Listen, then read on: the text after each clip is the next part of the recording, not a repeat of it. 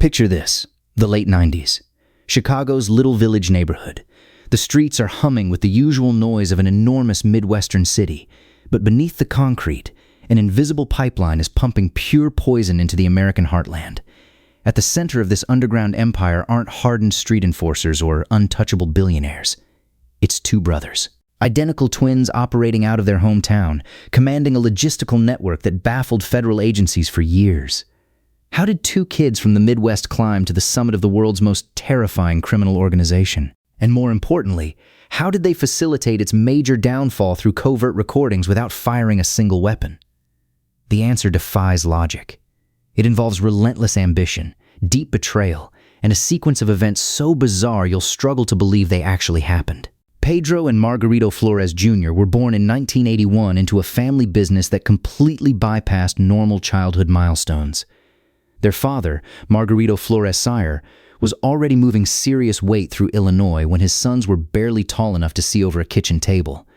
By age 7, the boys were actively translating English to Spanish during live drug transactions. From a young age. Not selling lemonade on the corner. Interpreting felonies for grown men. Most kids that age can't negotiate a later bedtime. These two served as the key communication bridge between their father and his ruthless suppliers. Both siblings absorbed the vocabulary of kilos, cash drops, and border crossings before they ever encountered middle school algebra. That early immersion created something deeply dangerous: fluency. Not merely in two languages, but in the entire operational grammar of the illicit narcotics trade. They understood supply chains. They mastered profit margins. They absorbed aspects of the trade early and grew into navigating complex underworld logistics by their late teens. And once you understand a system that intimately, you inevitably start seeing how to run it far better than the people currently in charge. By the time they reached their early 20s, Pedro and Margarito weren't just working for the notorious Sinaloa enterprise. They had transformed into the group's primary American distribution artery. Chicago became the central hub for a terrifyingly efficient machine. Why Chicago? Geography. The city sits at the nexus of major interstate highways and rail lines, making it the perfect staging ground for nationwide distribution. The pair constructed a wholesale web that stretched geographically outward. Product flowed smoothly to New York, Washington, D.C., Philadelphia, Cincinnati, Columbus, Detroit, and all the way back to the West Coast. 8 major metropolitan markets fed directly by two siblings operating out of Little Village. Between 2006 and 2008, sitting at the peak of their dominance, the Flores pipeline was moving nearly 2 tons of cocaine every single month. Not for the entire calendar year, per month. Think about that for a second. 4,000 pounds of powder flooding into American communities every 30 days. This wasn't a sloppy street corner hustle. It was a logistical beast the young men designed entirely themselves. They utilized hollowed-out semi-trucks, produced freight layered to defeat K-9 units, and legitimate front companies to mask the scent of their huge hustle. The monthly wholesale value of what they pushed routinely hit $60 million. We're not talking about street-level retail where a gram gets cut 6 ways and sold for $60. That's purely wholesale volume. Bulk deliveries handed off to mid-level dealers who then break it down, step on the product, and multiply the price exponentially. $60 million a month in raw product ballooned into hundreds of millions by the time it reached end consumers. These guys weren't typical muscle. They were brilliant logistics managers running an import-export empire that happened to be wildly illegal. And their primary business partner just happened to be the most wanted criminal on the planet. Joaquin El Chapo Guzman and his quiet, lethal partner Ismael El Mayo Zambada ran the Sinaloa syndicate like a multinational Fortune 500 corporation. The Flores brothers functioned as their exclusive American franchise directors. Direct contact was the strict norm. No intermediaries. No mid-level lieutenants passing messages down the chain. They spoke straight to the 2 most powerful drug lords in the Western Hemisphere. That level of unfettered access is historically unheard of in the underworld. Criminal syndicates are intentionally built on strict compartmentalization. Nobody is supposed to know too much. Nobody gets casually close to the apex predators. Except these two did. They possessed the private cell numbers. They negotiated the large-scale loads directly. They called in heavy narcotic orders like they were simply restocking inventory at a local hardware warehouse, which meant they also witnessed everything. Hidden routes, stash houses, regional distributors, payment methods, They were sitting on a photographic mental map of the entire Sinaloa infrastructure in the United States. That invisible map was worth infinitely more than gold to federal prosecutors waiting in the wings. If you're wondering how two guys in their 20s could feel comfortable managing something this obviously doomed to eventually collapse, take a second to hit like. It helps the algorithm push this detailed breakdown to more people who need to understand how syndicate recruitment actually functions on the ground. It's never just about violence and fear. It's heavily fueled by generational opportunity, twisted family legacy, and the kind of vast wealth that makes future consequences feel entirely abstract. They managed this sprawling shadow business successfully for years. However, in 2003 and 2004, the federal temperature in Chicago started intensifying rapidly. Wiretaps were suddenly going up on burner phones. Trusted informants were quietly flipping in, holding cells. The DEA was methodically closing the perimeter. So Pedro and Margarito executed the standard playbook for any rational trafficker sensing an impending raid. They fled south to Mexico. From there, they simply kept running the American infrastructure remotely via proxy. Operating from south of the border, the siblings coordinated incoming freight, micromanaged their regional distributors, and kept the lucrative supply chain humming perfectly. Physical distance didn't slow their momentum in the slightest. If anything, it insulated them from the immediate street-level risk of getting pulled over with weight in the trunk or getting caught sleeping during a dawn raid. But foreign soil brought an entirely different category of danger. One they had dangerously failed to calculate. In early 2005, Pedro got snatched off the street. Law enforcement didn't take him. He was abducted due to an internal feud with rival associates. He was taken by a heavily armed associate named Lupe Ledesma, who decided this young American was suddenly worth more as a cash ransom than as an ongoing business partner. Lupe held his captive for 16 agonizing days in a sweltering, filthy location. Pedro spent 15 days staring at the walls, constantly wondering if he would be executed on video, dumped in a shallow ditch, or eventually ransomed back to his frantic family. El Chapo personally intervened. The boss ordered the immediate release of his prized Chicago connection. Whether that directive stemmed from genuine loyalty, cold business pragmatism, or just sheer irritation at the disruption of his revenue stream, Pedro managed to walk out alive. But the underlying message was permanently etched into the wall. Even as deeply trusted partners generating billions, the young men were still operating completely unprotected inside a brutal ecosystem. A world where violently kidnapping your own associate was casually considered a standard negotiation tactic. That should have been the definitive warning to cash out and vanish. It wasn't. Instead, they aggressively kept working, kept moving large quantities of product across the border, kept stacking towering piles of money.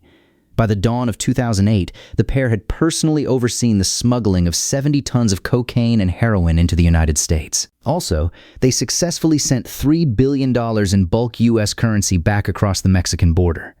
70 tons. $3 billion in physical cash. Those sky-high figures don't come from wild estimates or ambitious prosecutor exaggeration. Those are the exact metrics the men themselves admitted to under oath in federal court. Then, the dominant faction abruptly turned on itself. In early 2008, a brutal internal war erupted within the organization. El Chapo's primary group violently split from a heavily armed rival faction known as the Beltran Leyva organization. The resulting civil war was apocalyptic. Public executions became daily news. Entire extended families were ruthlessly targeted in broad daylight. Suspected informants were horrifically tortured and hung from highway overpasses as gruesome public warnings. The daily violence escalated to such an extreme pitch that even hardened, seasoned traffickers immediately started scrambling for the exits. Pedro and Margarito suddenly found themselves utterly trapped in the crossfire. Both warring sides aggressively demanded their exclusive loyalty. Both factions deeply suspected inevitable betrayal.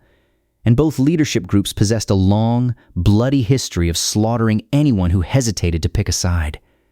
How do you survive when both factions want your head on a platter? What is the going rate for betraying a billionaire kingpin? The brothers made a final, desperate choice that would permanently define the remainder of their lives and fundamentally rewrite the history of the Mexican underworld. They reached out to the DEA. They offered to flip. This wasn't some minor, low-level plea agreement. They weren't trading a handful of street names for a slightly reduced prison sentence. This was total, catastrophic betrayal. The agreement was broad in its scope. The informants would simply keep working, keep taking the encrypted calls, keep negotiating the extensive overland loads. But from that moment forward, every single conversation would be captured. Every clandestine meeting would be fully reported.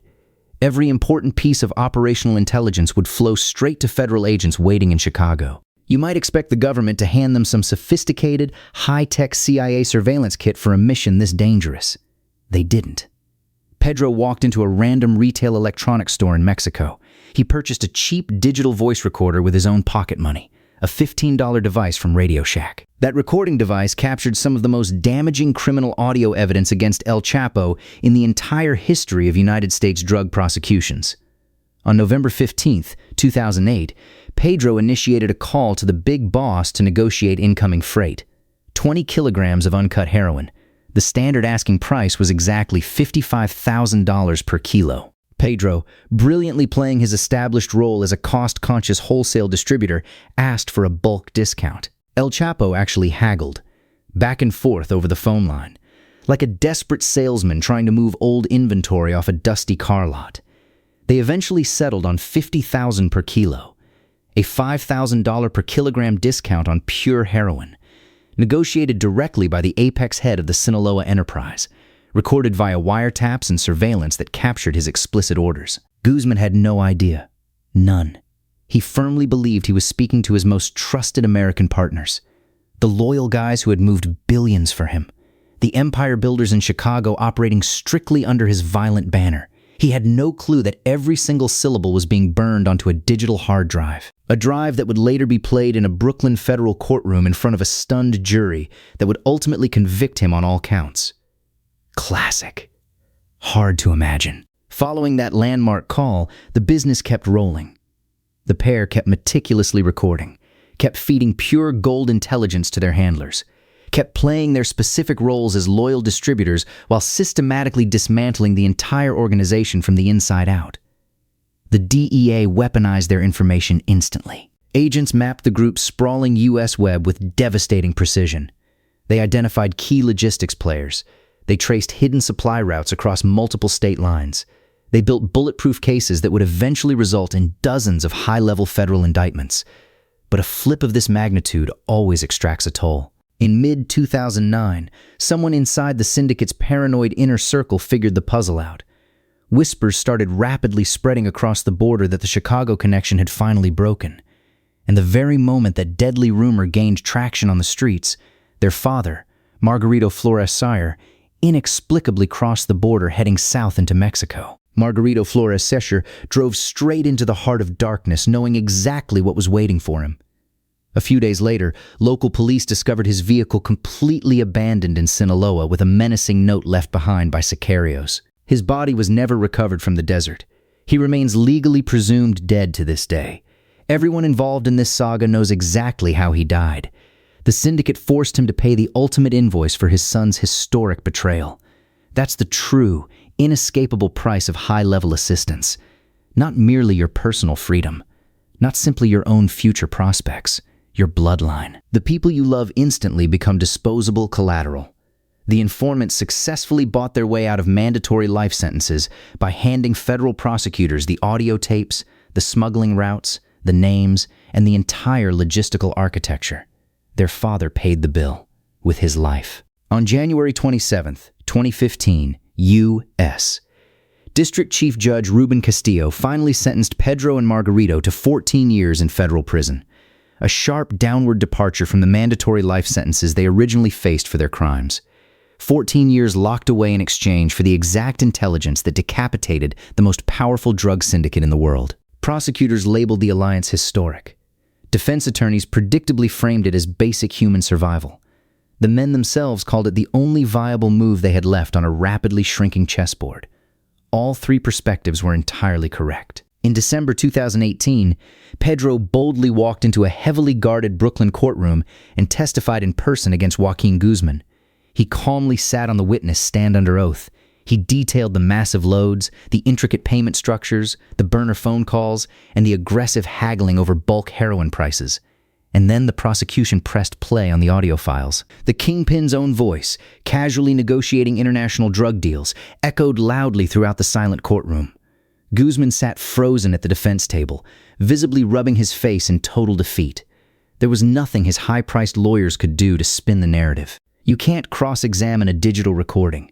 You can't easily discredit the sound of your own voice authorizing felonies. The jury rapidly convicted him on all counts. He's currently serving life without the possibility of parole in a freezing supermax prison in Colorado. Those $15 retail store recordings were the definitive silver bullet that put him there forever. Both men were quietly released from federal custody between 2020 and 2021. They were instantly absorbed into the U.S. Marshals Witness Protection Program. New legal identities, completely new lives, unknown cities. They vanished into the immense bureaucratic machinery specifically designed to keep high-value cooperating witnesses breathing. But their wives certainly didn't vanish.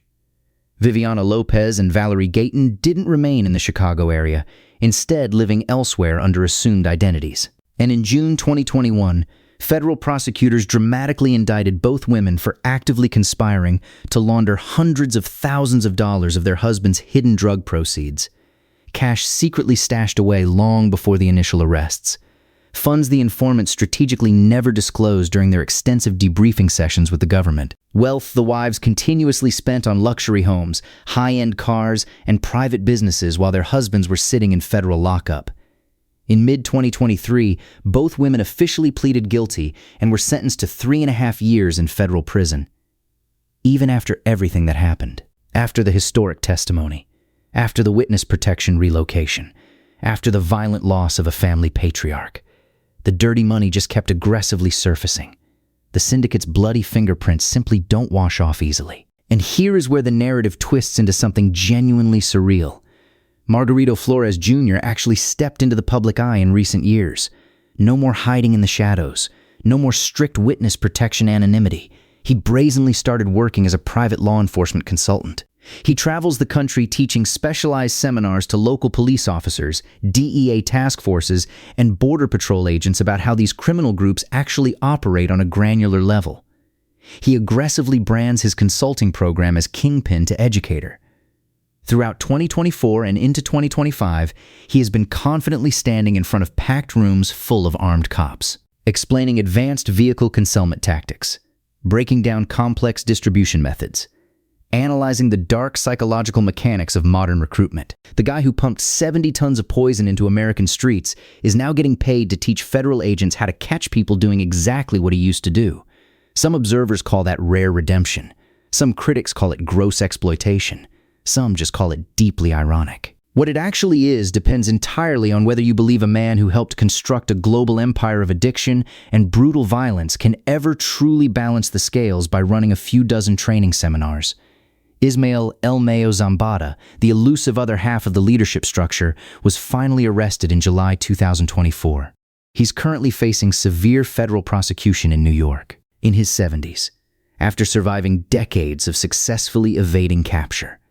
The foundational intelligence the Chicago brothers provided all those years ago is still actively being utilized by the government today to build sprawling new cases, track evolving criminal groups, and systematically dismantle whatever pieces are left of the organization they once proudly served. If any of this intense reality stuck with you, if you felt that distinct gut punch of how hopelessly tangled loyalty, survival, family, and ultimate betrayal really are in the underworld, hit like and subscribe. There is so much more of this dark world left to uncover, and the hidden stories only get infinitely darker from here.